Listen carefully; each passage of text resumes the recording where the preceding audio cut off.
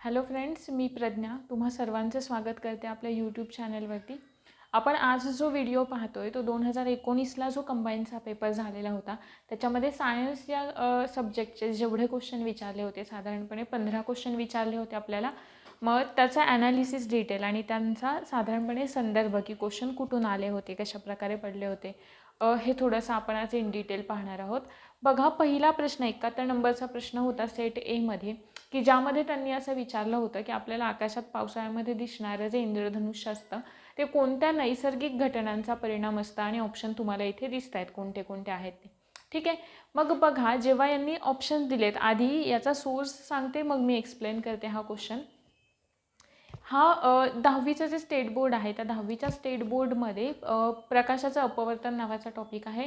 त्यामध्ये as it is हे sentence दिलेलं आहे की आकाशात दिसणारं इंद्रधनुष्य जे आहे ते प्रकाशाचं अपवर्तन आहे, त्यानंतर टोटल इंटरनल रिफ्लेक्शन आणि डिस्पर्शन ऑफ लाईट या तीनही घटनांचा एकत्रित परिणाम आहे, असं त्यांनी एक स्टेटमेंट दिलेलं आहे त्याच्यामध्ये. आता जेव्हा इथे आपण अपवर्तन म्हणतोय तेव्हा अपवर्तन म्हणजे काय, ॲक्च्युली आपण हे लाईट टॉपिकमध्ये कव्हर केलेलं आहे, पण एकदा सांगून देते. बघा, जेव्हा आपण अपवर्तन असं म्हणतो तेव्हा ऑप्टिकल इल्युजन आठवायचं, म्हणजे एखादी गोष्ट जी जशी दिसतीये तशी नसते, फक्त आपल्याला ती तशी असल्याचं भासत असतं. म्हणजे फॉर एक्झाम्पल, जर का आपण काचेचा ग्लास घेतला अर्धा पाण्याने भरलेला, त्याच्यामध्ये एखादी पेन्सिल वगैरे बुडवली तर ती पेन्सिल आपल्याला अर्धी तुटल्यासारखी दिसते आणि तिचा जो पाण्यामध्ये असलेला भाग आहे तो थोडासा असा जाड झालेला दिसतो, पण ॲक्च्युली तसं झालेलं नसतं, पण आपल्याला ते दिसत असतं. त्यालाच आपण म्हणतोय प्रकाशाचं अपवर्तन. पण याचे काही ठराविक गुणधर्म आहेत, जसे की काय, जर प्रकाश थोडक्यात अपवर्तन म्हणजे काय, रिफ्रॅक्शन म्हणजे काय, जर का लाईट एका मीडियममधून दुसऱ्या मीडियममध्ये ट्रॅव्हल करतोय, ठीक आहे, मग ते रेअरर असेल, डेन्सर असेल, रेअररकडून डेन्सरकडे कोणताही असेल मीडियम, जर का तो एका मीडियमकडून दुसऱ्या मीडियमकडे ट्रॅव्हल करतोय तर तो दुसऱ्या मीडियममध्ये पास होताना किंवा एंटर करताना त्याचा जो मार्ग असतो किंवा त्याची जी डिरेक्शन असते त्या लाईटची ती थोडीशी चेंज होते, त्यालाच आपण म्हणतोय रिफ्रॅक्शन ऑफ लाईट. त्यानंतर जेव्हा आपण डिस्पर्शन असं म्हणतो तेव्हा डिस्पर्शन म्हणजे काय, तर प्रकाशाचं सेपरेशन. थोडक्यात सेपरेशन, आपल्याला माहिती आहे की प्रकाश हा 7 रंगांचा बनलेला असतो. आपल्याला साधारणपणे तो 7 रंग त्याचे दिसत नाहीत, ठीक आहे. असं कोणता एक स्पेसिफिक कलर आपण लाईट पाहतोय तर त्याचा आपल्याला दिसत नाही का, कारण तिथे सुद्धा एक कंडिशन आहे, त्याला किंवा त्याचं सेपरेशन होण्यासाठी, त्या व्हाईट लाईटचं त्याच्या 7 रंगांमध्ये सेपरेशन होण्यासाठी एक ट्रान्सपरंट मीडियम लागतं, स्पेसिफिक ट्रान्सपरंट मीडियम, जसं की प्रिझम आहे. ठीक आहे, मग इथे प्रिझमचं वर्क कोण करतं, हा जो वॉटर ड्रॉपलेट असतो तो करतो. ठीक आहे, मग याच्यामध्ये काय होतं, सुरुवातीला रिफ्रॅक्शन आणि डिस्पर्शन होतं, त्यानंतर टोटल इंटरनल रिफ्लेक्शन होतं आहे. म्हणजे दोन्ही याच्या तिन्ही घटना आहेत, त्या तिन्ही घटनांचा एकत्रित परिणाम आहे, असं आपल्याला त्या 10वीच्या स्टेट बोर्डमध्ये दिलेला आहे. ॲज इट इज क्वेश्चन आपल्याला तो इथे विचारलेला आहे. त्याच्यानंतर बघा, दुसरा क्वेश्चन आपल्याला असा विचारलेला होता साऊंड या टॉपिकवरती. त्यातलं पहिलं स्टेटमेंट त्यांनी असं दिलेलं होतं की ध्वनी तरंग हे जे आहेत, ध्वनी तरंग जे आहेत म्हणजे साऊंड वेव्ज ज्या आहेत त्या ध्वनी तरंग हे अवतरंग असतात. अर्थात हे स्टेटमेंट चुकीचं आहे, कारण जेव्हा आपण अवतरंग जे आहेत ते लाईट वेव्ज ज्या असतात त्या अवतरंगांचं स्वरूप असतात. अवतरंग म्हणजे ट्रान्सवर्स वेव्ज. ठीक आहे, मग ट्रान्सवर्स वेव्ज आणि लॉन्जिट्युडिनल वेव्जमध्ये डिफरन्स काय आहे, जेव्हा आपण ट्रान्सवर्स वेव्ज असं म्हणतो तेव्हा जे काही त्या मीडियमचे पार्टिकल असतात ते त्याची जी मिड पोझिशन असते, म्हणजे तो जसा ट्रॅव्हल करतोय, तो लाईट रे असेल किंवा जे काही असेल, ते ज्या डिरेक्शनमध्ये ट्रॅव्हल करते त्या डिरेक्शनला ते वरती आणि खाली अशा पद्धतीने त्याच्या पार्टिकल्सचं किंवा त्या मीडियमच्या पार्टिकल्सचं ऑसिलेशन होत असतं, तेव्हा आपण त्या वेव्हला म्हणतो ट्रान्सवर्स वेव्ज. आणि जेव्हा आपण इथे लॉन्जिट्युडिनल वेव्ज असं म्हणतोय की ज्या म्हणजे साऊंड वेव्ज या लॉन्जिट्युडिनल वेव्ज असतात, म्हणजेच थोडक्यात काय, तर त्यांच्या पार्टिकल्सचं त्याची जी मिड पोझिशन असते किंवा तो साऊंड किंवा ती वेव्ह ज्या डिरेक्शनमध्ये ट्रॅव्हल करते त्या डिरेक्शनला काय होतात, ते त्याचे जे पार्टिकल्स असतात ते मागे आणि पुढे अशा पद्धतीने त्यांचं ऑसिलेशन होत असतं.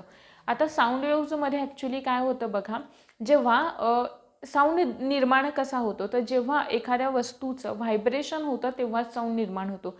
जेव्हा ते व्हायब्रेशन व्हायचे थांबतात तेव्हा आपल्याला तो ऐकू येणारा आवाजसुद्धा थांबतो. मग जेव्हा ते व्हायब्रेशन होतं, ज्या वस्तूपासून साऊंड निर्माण होतोय त्याला आपण साऊंड सोर्स म्हणतो. ठीक आहे, मग साऊंड सोर्स जेव्हा व्हायब्रेट होतो तेव्हा त्याच्या आजूबाजूचं जे असलेलं मीडियम आहे, अर्थात एअर मीडियम आपण म्हणूयात, मग त्यामध्ये असणारे जे वेगळे पार्टिकल्स आहेत ते पार्टिकल्स काय होतात, व्हायब्रेट व्हायला सुरुवात होते. हा एक पार्टिकल आहे, हा दुसरा पार्टिकल आहे. हा पार्टिकल जेव्हा व्हायब्रेट व्हायला सुरुवात होते तेव्हा तो पुढे जाऊन या पार्टिकलकडे स्वतःची एनर्जी पास करतो. हा पार्टिकल व्हायब्रेट व्हायला सुरुवात होते आणि हा जो पार्टिकल आहे पहिला ए हा पार्टिकल तो पुन्हा त्याच्या मूळ जागी परत येतो. म्हणजे तो पुढे पास होतोय, स्वतःची एनर्जी दुसऱ्या पार्टिकलला देऊन पुन्हा आपल्या जागी परत येतोय. यालाच म्हणतात टू आणि फ्रो मोशन, म्हणजे पुढे आणि मागे होणारं ऑसिलेशन आहे त्या पार्टिकल्सचं. अशा पद्धतीने काय होतं, त्या वेव्ज पास होतात किंवा साऊंड पास होतो. म्हणून आपण या वेव्जना लॉन्जिट्युडिनल वेव्ज असं म्हणतो. आणि लाईटच्या ज्या वेव्ज असतात किंवा लाईट या ट्रान्सवर्स वेव्हचा फॉर्म असतात. हे झालं पहिलं स्टेटमेंट. त्यानंतर दुसऱ्या स्टेटमेंटमध्ये त्यांनी असं सांगितलं आपल्याला की ऐकू येणाऱ्या ध्वनी तरंगांची जी फ्रिक्वेन्सी असते, म्हणजे आपण जो साऊंड ऐकू शकतो त्याची जी फ्रिक्वेन्सी असते ती यांनी असं म्हटलेलं आहे की 20 किलोहर्ट्ज ते 20,000 किलोहर्ट्ज एवढी असते. तर हे स्टेटमेंट चुकीचं आहे. तुम्हाला जे 9वीचं स्टेट बोर्ड आहे त्याच्यामध्ये 9वीच्या स्टेट बोर्डमध्ये हे तिन्ही स्टेटमेंट तुम्हाला पाहायला मिळतील. ठीक आहे. हा प्रश्न तिथूनच उचललेला आहे की ज्याच्यामध्ये आपली जी ऑडिबल साऊंड जो आपण कन्सिडर करतो, साऊंड अर्थात 3 टाईप्समध्ये डिवाइड केला जातो, ज्याला आपण इन्फ्रासोनिक असं म्हणतो, ऑडिबल साऊंड असं म्हणतो आणि अल्ट्रासोनिक किंवा सुपरसोनिक असं म्हणतो. ठीक आहे. मग हा जो इन्फ्रासोनिक साऊंड असतो त्याची जी फ्रिक्वेन्सी असते ती 20 हर्ट्जपेक्षा कमी असते. जो ऑडिबल साऊंड असतो त्या ऑडिबल साऊंडची फ्रिक्वेन्सी ही 20 हर्ट्ज ते 20,000 हर्ट्ज या रेंजमध्ये असते की जो आपण ऐकू शकतो. आणि जो ते अल्ट्रासोनिक किंवा सुपरसोनिक जो साऊंड आहे त्याची जी फ्रिक्वेन्सी असते ती 20,000 हर्ट्जपेक्षा जास्त असते की तो साऊंड फक्त काही ठराविक प्राणी जसं की कुत्रा आहे, वटवाघूळ आहे किंवा 5 वर्षांपेक्षा लहान असलेली जी मुलं आहेत ते तो साऊंड ऐकू शकतात. इन्फ्रासोनिक साऊंड जो आहे तो क्वेश्चन येऊन गेलेला आहे की म्हणजे साधारणपणे या आवाजाची फ्रिक्वेन्सी असलेले ध्वनी कोण निर्माण करू शकतात किंवा ऐकू शकतात. तर त्याचे ऑप्शन त्यांनी असे दिलेले होते की हत्ती आहे, गेंडा आहे आणि अजून एक काहीतरी एक्झाम्पल होतं, मला आता आठवत नाही आहे. पण जे हत्ती, गेंडा यांच्यासारखे जे प्राणी असतात तर ते या प्रकारचा साऊंड निर्माणसुद्धा करू शकतात, ऐकूसुद्धा शकतात. ठीक आहे. त्याच्यानंतर याचमध्ये पुढचं स्टेटमेंट असं दिलेलं होतं की ध्वनी तरंगांच्या प्रसारणासाठी माध्यमाची आवश्यकता असते. तर हे स्टेटमेंट बरोबर आहे. जेव्हा आपण लाईटचा विचार करतो तेव्हा लाईट पास होण्यासाठी किंवा लाईट वेव्स पास होण्यासाठी मीडियम गरजेचं नसतं. पण जेव्हा साऊंड पास होतोय तेव्हा त्याला पार्टिकल मीडियमची गरज असते. हा सुद्धा या क्वेश्चनचा रेफरन्स तुम्हाला 9वीच्या पुस्तकात मिळेल. आणि त्याच्या पुढचं स्टेटमेंट असं आहे की अनियतकालिक ध्वनी तरंगांना गोंधळ असे म्हणतात. आणि हे स्टेटमेंट बरोबर आहे. मला वाटतं हे स्टेटमेंट 8वीचं जे बुक आहे ना, जुनंवालं जे 8वीचं बुक आहे तर 8वीच्या ओल्ड बुकमध्ये आहे, स्टेट बोर्डमध्ये हे स्टेटमेंट. आणि अशा पद्धतीने याच्यातलं जे सी आणि डी स्टेटमेंट आहे ते बरोबर आहे. कारण पहिलं जे स्टेटमेंट सांगताय ते म्हणताय अवतरंग असतात, पण ॲक्च्युली साऊंड वेव्ज या अनुतरंग म्हणजेच लॉन्जिट्युडिनल वेव्जचा फॉर्म आहेत. दुसरं स्टेटमेंट जे आहे ते चुकीचं आहे. कारण ऑडिबल साऊंडची फ्रिक्वेन्सी जी असते ती 20 हर्ट्ज ते 20,000 हर्ट्ज या रेंजमध्ये असते. त्याच्यानंतर पुढचा क्वेश्चन त्यांनी असा विचारलेला आहे बघा की प्रकाश किरणे, पुन्हा लाईटवरती आलेला आहे. लाईट हा टॉपिक आपण कव्हर केलेला आहे, त्याची लिंक तुम्हाला डिस्क्रिप्शनमध्ये मिळेल. बघा त्याच्यामध्ये त्यांनी असं म्हटलं आहे की प्रकाश किरणे एका पारदर्शक माध्यमातून दुसऱ्या माध्यमात जाताना त्यांचा मार्ग बदलतो. आत्ताच आपण जो पहिला क्वेश्चन बघितला तोच आहे. 10वीच्या स्टेट बोर्डमध्ये याचा रेफरन्स मिळेल. प्रकाशाचे अपवर्तन 6वा टॉपिक आहे. ठीक आहे. जेव्हा लाईट रे एका मीडियममधून दुसऱ्या मीडियममध्ये पास करतोय आणि त्याचा जर का मार्ग चेंज होतोय तर आपण त्याला काय म्हणतो, अर्थात त्याला रिफ्रॅक्शन म्हणतो. पण प्रकाशाचा वेग बरोबर आहे, प्रकाशाचा वेग हा वेगवेगळ्या माध्यमांमध्ये वेगवेगळा असतो. हे सुद्धा स्टेटमेंट बरोबर आहे. कारण जसं घनतेनुसार त्याचा वेग बदलतो, जिथे घनता जास्त तिथे स्पीड कमी, जिथे घनता कमी तिथे स्पीड जास्त, डेन्सिटी वाईज. म्हणजेच हे दोन्ही स्टेटमेंट बरोबर आहे की ज्याचा आन्सर पहिला आहे की विधान ए सत्य असून त्याचं योग्य स्पष्टीकरण बी हे आहे.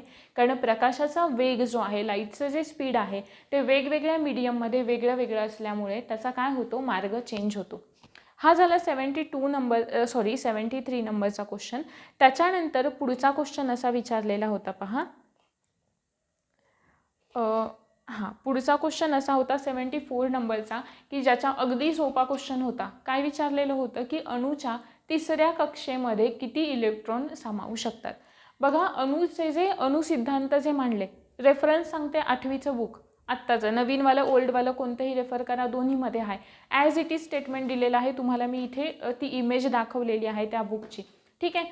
नील्स बोहरनी जे ॲटॉमिक स्ट्रक्चर दिलेलं होतं, साधारणपणे रुदरफोर्डनी जी थेरी मांडलेली होती ती थेरी ॲक्सेप्ट नाही झाली, त्याची थेरी रिजेक्ट झाल्यामुळे पुढे जेव्हा नील्स बोहरनी त्याच्यावरती रिसर्च केला तेव्हा त्यांनी असं सांगितलं की इलेक्ट्रॉन जे आहेत ते त्याच्या केंद्रकाभोवती जे ऑर्बिट्स असतात तर त्या ऑर्बिट्समध्ये साधारणपणे सर्क्युलर मार्गाने काय करत असतात रे, फिरत असतात, असं त्यांनी सांगितलेलं होतं. पण हे जे इलेक्ट्रॉन असतात ते एका ठराविक कक्षेमध्ये जास्तीत जास्त त्यांचं लिमिट असतं की एका कक्षेमध्ये एवढे बसू शकतात, तेवढे बसू शकतात. ॲज इट इज स्टेटमेंट तुम्हाला दिसतं इथे सांगितलेलं, आणि त्या कक्षांना त्यांनी नावं दिलेली होती KLMN अशा पद्धतीने, बरोबर आहे. आणि अजून एक फॉर्म्युलासुद्धा सांगितलेला होता की जो आहे 2n². ठीक आहे. एन म्हणजे ऑर्बिट नंबर, याच्यामध्ये जरी या फॉर्म्युलामध्ये जरी तो नंबर टाकला तरी आपल्याला आन्सर मिळून जातं की तिसऱ्या कक्षेमध्ये 18 इलेक्ट्रॉन असतात. ठीक आहे. त्यानंतर 75 नंबरचा जो क्वेश्चन आहे त्याचा रेफरन्स मला मिळालेला नाही आहे. तुमच्यापैकी कोणाला माहीत असेल ना तर नक्की कमेंट सेक्शनमध्ये कळवा त्या क्वेश्चनचा रेफरन्स काय आहे ते. पण आयोगाने त्याचा आन्सर फर्स्ट ऑप्शन हे दिलेलं होतं, ते लक्षात ठेवा. त्याच्यानंतर बघा पुढचा अगदी सेम क्वेश्चन आहे तसाच, ज्याच्यामध्ये त्यांनी विचारलेला आहे बघा, द्विविभाजनासाठी अमिबाला किती जनक पेशींची आवश्यकता असते. हा क्वेश्चन तुम्हाला विचारला आहे त्यांनी.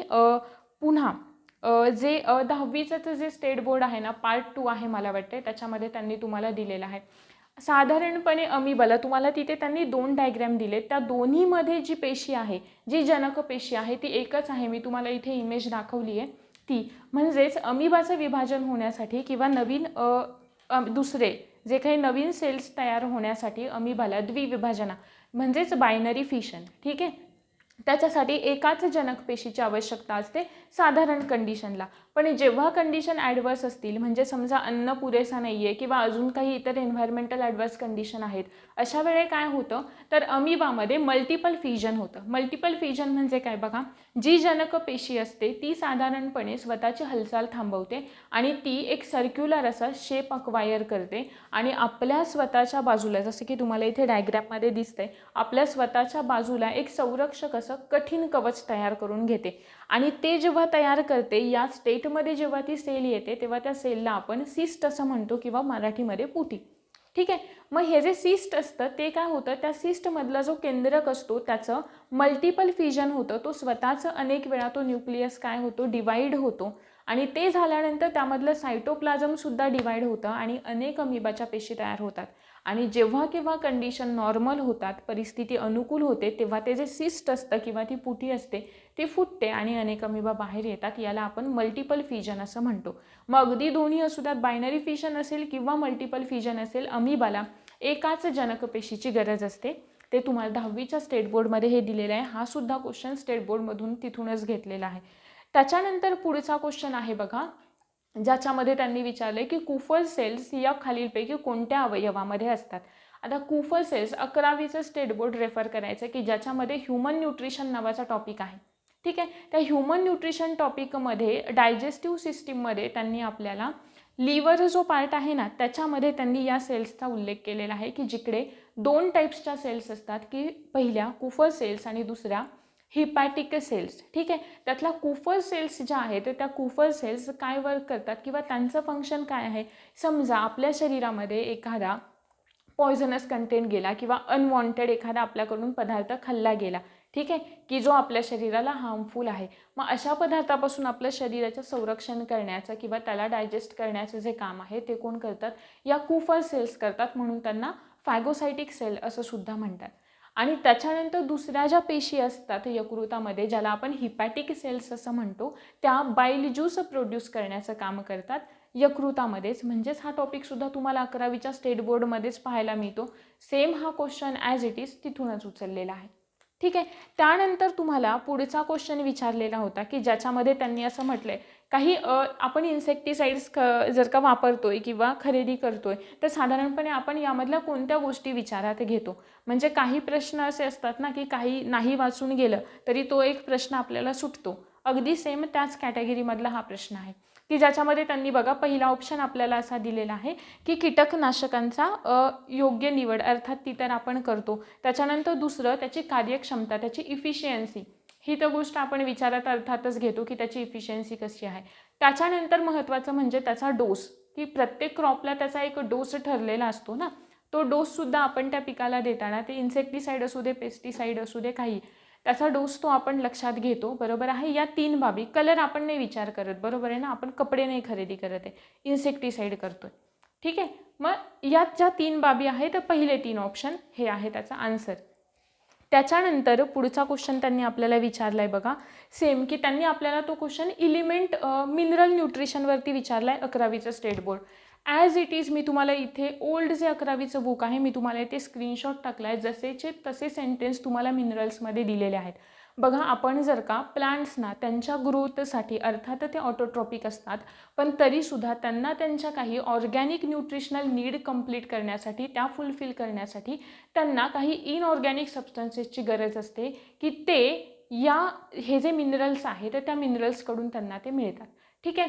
मग मिनरल्सचा आपण, अर्थात आपल्याला जे आहेत इसेन्शियल इलिमेंट आपण म्हणतो, सॉरी मिनरल्स नाही, इलिमेंट. ठीक आहे. इसेन्शियल इलिमेंट आपण जे म्हणतो, मग त्या इसेन्शियल इलिमेंटचे पुन्हा प्लांट्सना त्याची क्वांटिटी किती लागते आहे, त्या क्वांटिटीवर आधारित त्याचं पुन्हा 2 गटांमध्ये त्यांना क्लासिफाय केलं जातं. जसं की मायक्रो इलिमेंट आहेत, मॅक्रो इलिमेंट आहेत, म्हणजे जास्त क्वांटिटीमध्ये लागणारे, कमी क्वांटिटीमध्ये लागणारे. ठीक आहे. जसं की NPK आहे, NPKना आपण काय म्हणतो, क्रिटिकल इलिमेंट असं म्हणतो, की जे साधारणपणे सगळ्या प्लांट्सना ते लागतातच आणि ते मस्ट असतात. काही इलिमेंट, इसेन्शियल इलिमेंट म्हणजे थोडक्यात काय, तर इतर कोणतंही इलिमेंट किंवा प्लांटच्या ग्रोथसाठी ते गरजेचे असतात आणि ज्यांना इथं दुसरं कोणतंही इलिमेंट रिप्लेस करू शकत नाही, म्हणून त्यांना आपण इसेन्शियल इलिमेंट असं म्हणतो. हा सुद्धा जो प्रश्न दिसतोय तुम्हाला, की ज्याच्यामध्ये त्यांनी तुम्हाला विचारले की हे जे इलिमेंट आहेत ते पुढीलपैकी कशाचे कन्स्टिट्युएंट आहेत असं विचारले. तुम्हाला मी ते स्क्रीनशॉट टाकला आहे. 11वीचं जे ओल्ड बुक आहे, जुनंवालं जे 11वीचं स्टेट बोर्ड आहे, त्याच्यामध्ये ॲज इट इज तुम्हाला हेच प्रश्न दिलेले आहेत, की ज्याच्यामध्ये त्यांनी तुम्हाला नायट्रोजन दिलं आहे. त्यानंतर नायट्रोजन कशाचं कन्स्टिट्युएंट आहे तुम्ही इथे पाहू शकता, की ज्याच्यामध्ये नायट्रोजनची जर का डिफिशियन्सी झाली तर अर्थात येलोईंग ऑफ लीव्ज वगैरे असे जे आहे ते, ज्याला आपण क्लोरोसिस म्हणतो, अशा पद्धतीचे काय होतात रे, काही म्हणजे डिफिशियन्सी जर का झाली एखाद्या इलिमेंटची, तर ते आपल्याला परिणाम दिसून येतात त्या झाडावरती. जसं की अँथोसायनिन नावाचं जे पिगमेंट आहे त्याचं प्रोडक्शन होणं, की ज्याच्यामुळे ज्या पानांच्या वेन्स असतात, लीव्सच्या ज्या वेन्स असतात, त्या अशा पर्पल कलरमध्ये हे व्हायला सुरुवात होते, त्यांना पर्पल कलर थोड्याशा दिसायला सुरुवात होते. मग असे काही परिणाम असतात की याच्या डिफिशियन्सीजमुळे होतात. ठीक आहे. हा सुद्धा क्वेश्चन आपल्याला त्यांनी एक्सप्लेन दिलेला आहे किंवा घेतलेला आहे 11वीच्या स्टेट बोर्डमधून. त्याच्यानंतर पुढचा 81 नंबरचा, त्यानंतर पुढचा क्वेश्चन आहे बघा, एकच मिनिट, त्यांनी विचारले आपल्याला, डॉट्स हा कार्यक्रम खालीलपैकी कुठल्या राष्ट्रीय कार्यक्रमाचा महत्त्वाचा भाग आहे, असा प्रश्न विचारला आहे. बघा, हा जर का प्रश्न तुम्ही जरी गव्हर्नमेंटच्या वेबसाईटवरून घेतलेला आहे, तिथे याची सगळी इन्फॉर्मेशन दिलेली आहे, की तुम्हाला मी इथे त्याचा स्क्रीनशॉट टाकलेला आहे. ठीक आहे. साधारणपणे 62-63मध्ये हा कार्यक्रम भारतामध्ये सुरू करण्यात आला. त्याच्यानंतर 98मध्ये त्याच्यामध्ये काही सुधारणा करण्यात आल्या आणि पुन्हा तो 98मध्ये महाराष्ट्रामध्ये सुद्धा लागू करण्यात आला. ठीक आहे. असं आहे हे. पण याचाच रेफरन्स अजून एक 8वीचं जे जुनं बुक आहे ना, त्यामध्ये सुद्धा हा प्रश्न दिलेला आहे. म्हणजे थोडक्यात एका वाक्यात दिलं आहे की हा जो आहे म्हणजे डॉट्स हा कार्यक्रम जो आहे ना, तो राष्ट्रीय क्षय नियंत्रण कार्यक्रमाचा एक महत्त्वाचा भाग आहे, असं एक 8वीच्या जुन्या पुस्तकामध्ये स्टेट बोर्डच जे आहे त्याच्यामध्ये तुम्हाला याचा उल्लेख दिलेला आहे. म्हणजे जरी ते बुक तुम्ही वाचलेलं असेल आणि तुम्ही इकडे ही वेबसाईट रेफर नाही केलेली, तरीसुद्धा हा प्रश्न इथे तुम्हाला सुटून जातो. त्यानंतर बघा, पुढचा प्रश्न त्यांनी आपल्याला विचारला आहे की खालीलपैकी कोणते रासायनिक पदार्थ चेतासंवेदना वाहक म्हणून प्रमाणित केलेले आहेत, ज्याच्यामध्ये त्यांनी तुम्हाला ABCD असे ऑप्शन दिले. असा विचारला आहे आपल्याला की खालीलपैकी कोणते केमिकल सबस्टन्सेस हे न्यूरोट्रान्समीटर्स आहेत. ठीक आहे. आता न्यूरोट्रान्समीटर म्हणजे काय, तर बघा जेव्हा आपल्याला माहिती आहे की इम्पल्सेस आपण कॅरी करतो, म्हणजे संवेदना, आपल्याला जर का एखादी वस्तू भाजली वगैरे तर त्याच्यावरती असणारी जी आपली ॲक्शन असते, म्हणजे आपण लगेच तिथला हात काढतो, त्याला आपण रिफ्लेक्स ॲक्शन असं म्हणतो. मग हे जे आपल्याला भाजलं आहे आणि ते भाजलेलं आपल्याला कळेपर्यंत आणि तो हात उचलेपर्यंत हे सगळं कोण कंट्रोल करत असतं? ब्रेन कंट्रोल करत असतो. पण ते भाजलेलं ते आपल्या मेंदूपर्यंत तसा मेसेज घेऊन जाणं किंवा तो हात उचल बाबा असा हा मेसेज मेंदूकडून आपल्या त्या सेन्सरी ऑर्गन्सकडे आणेपर्यंत जी सिस्टीम असते त्या सिस्टीमला आपण म्हणतो नर्वस सिस्टीम. ठीक आहे. मग त्या नर्व्सच्या थ्रू आणि त्याच्यामध्ये जे न्यूरॉन्स असतात, ठीक आहे, मग ते न्यूरॉन्स काय करत असतात? हे इलेक्ट्रिक इम्पल्सेस कॅरी करण्याचं काम करत असतात किंवा हे मेसेजेस कॅरी करण्याचं काम करत असतात. ठीक आहे. मग या न्यूरॉन्सच्या मध्ये, दोन न्यूरॉन्सच्या मध्ये ते अगदी एकमेकांना जोडलेले नसतात, तर त्यांच्यामध्ये स्पेस असतो थोडासा, त्याच स्पेसला आपण सिनॅप्स असं म्हणतो. ठीक आहे. मग आता तो जर का स्पेस आहे, मग त्याच्यामधून तो मेसेज कसा पास होणार? तर त्याच्यासाठी न्यूरोट्रान्समीटर सिक्रेट केले जातात किंवा जे केमिकल्स सिक्रेट केले जातात त्या केमिकल्सना आपण न्यूरोट्रान्समीटर्स असं म्हणतो. ठीक आहे. इथे तुम्हाला मी काही न्यूरोट्रान्समीटर दिलेत, आपल्याला जे ऑप्शनमध्ये दिलेत त्याच्यातलं जे हिस्टामाइन वगैरे आहे ते आपल्याला सूज वगैरे आल्यानंतर जे सिक्रेट होतं त्याच्याशी रिलेटेड आहे. त्याच्यामुळे इथे डोपामिन वगैरे जे आहे, ज्याला आपण लर्निंग हार्मोन वगैरे असं म्हणतो, सॉरी ॲसिटिल कोलिनला आपण लर्निंग हार्मोन असं म्हणतो, पण डोपामिन वगैरे जे आहे ते साधारणपणे आपला मूड वगैरे जे असतं ते कंट्रोल करतं. ठीक आहे. इथे तुम्हाला मी इन शॉर्टमध्ये त्याची इन्फॉर्मेशन दिलेली आहे, ते एकदा रीड करून घ्या. त्यानंतरच अजून एक प्रश्न होता बघा, ज्याच्यामध्ये त्यांनी असं विचारलेलं होतं आपल्याला की खालीलपैकी 2 ऑप्शन दिलेले होते, ॲझोटोबॅक्टर होतं आणि रायझोबिया होतं. त्याच्यामधलं त्यांनी विचारलं होतं की कोणतं या दोघांपैकी कोणतं हे एकदल वनस्पतींमध्ये म्हणजेच मोनोकॉट्समध्ये काय करतं? सहजीवी पद्धतीने म्हणजेच सिम्बायोशन कोणाचं असतं मोनोकॉट्समध्ये. ठीक आहे. असा एक प्रश्न होता, तुम्हाला तो स्क्रीनवर दिसतोय आता. त्याच्यामध्ये बघा, याचा जो रेफरन्स आहे तो सुद्धा तुम्हाला 9वीच्या स्टेट बोर्डमध्ये मिळेल आणि 8वीचं जे जुनं बुक आहे त्याच्यामध्ये ॲक्च्युली दिलेला नाही आहे, कारण त्यांनी हे 2 एक्झाम्पल दिले नाही आहेत. फक्त त्यांनी दिले की असिम्बायोटिक म्हणजे काय, सिम्बायोटिक म्हणजे काय. ठीक आहे. किंवा मातीमध्ये असणारे काही जीवाणू हे हवेतल्या नायट्रोजनचं फिक्सेशन करतात, अशा टाईपमध्ये ती कन्सेप्ट आहे, पण त्यांनी एक्झाम्पल तिथे दिलेले नाही आहेत. ठीक आहे. मग हे जे एक्झाम्पल आहे रायझोबियाचं ते आपल्याला 9वीच्या स्टेट बोर्डमध्ये दिलं आहे बघा. जो रायझोबियम आहे ते रायझोबियम जे आहे ते त्याचं सिम्बायोटिक असतं, म्हणजेच काय तर असहजीवी पद्धतीने ते काय करतं? कार्य करतं. आणि अझॅटोबॅक्टर जे आहे ते असहजीवी पद्धतीने कार्य करतं, म्हणून आपला ऑप्शन नंबर ए हे इथे आन्सर आहे. रायझोबिया काय करतं? तर ते रूट नोड्यूल्समध्ये जे राहणारे असतात, मग ते काय करतात? जे प्लांट आहे त्या प्लांट्सना ते नायट्रोजन जे आहे ते नायट्रेट्सच्या फॉर्ममध्ये वगैरे त्याला प्रोव्हाइड करतं, ॲमिनो ॲसिड्स प्रोव्हाइड करतं आणि त्याच्या बदल्यात कार्बोहायड्रेट्सच्या फॉर्ममध्ये स्वतःला एनर्जी मिळवून घेतं त्यांच्याकडून. ठीक आहे. मग या दोघांना म्हणजे ठीक आहे दोघांनाही फायदा होतोय. मग ही जी कन्सेप्ट आहे त्याला आपण म्हणतो सिम्बायोटिक असोसिएशन किंवा सहजीवन पद्धत. ठीक आहे. मग या प्रकारे कोण कार्य करतं? रायझोबियम सिम्बायोटिक आहे आणि अझॅटोबॅक्टर हा असिम्बायोटिक आहे, म्हणून याचा आन्सर फक्त काय असेल? Option number A. बघा, बऱ्यापैकी क्वेश्चन्सचा मला वाटते जवळजवळ 15 मधल्या 2 क्वेश्चन्सचा रेफरन्स फक्त माहीत नाही आहे. जर तुम्हाला कोणाला असेल माहीत तर नक्की तो कळवा. त्याच्यानंतर बऱ्यापैकी जे क्वेश्चन्स होते म्हणजे जवळजवळ सगळेच, त्याचा आपल्याला साधारणपणे हा जो आत्ताचा जो मी तुम्हाला न्यूरोट्रान्समीटर्सवाला पार्ट सांगितला तो तुम्हाला 12वीचं जे आहे ना 12वीचं स्टेट बोर्ड आहे त्या 12वीच्या स्टेट बोर्डमध्ये तुम्हाला तो दिलेला आहे. ठीक आहे. म्हणजे त्याच्यामध्ये डोपामिन पण आहे, त्याच्यानंतर गाबा म्हणून जे इथे दिलेलं आहे ते सुद्धा आहे न्यूरोट्रान्समीटर, त्याच्यामध्ये त्याचीसुद्धा इन्फॉर्मेशन दिलेली आहे, ती एकदा रीड करून घ्या. नक्की व्हिडिओ समजला असेल, तुम्हाला रेफरन्स बुक कळाले असतील बऱ्यापैकी. स्टेट बोर्ड व्यवस्थित करा, तेच जास्त महत्त्वाचे आहेत. व्हिडिओ आवडला असेल तर नक्की लाईक करा, शेअर करा, सबस्क्राईब करा. Thank you very much.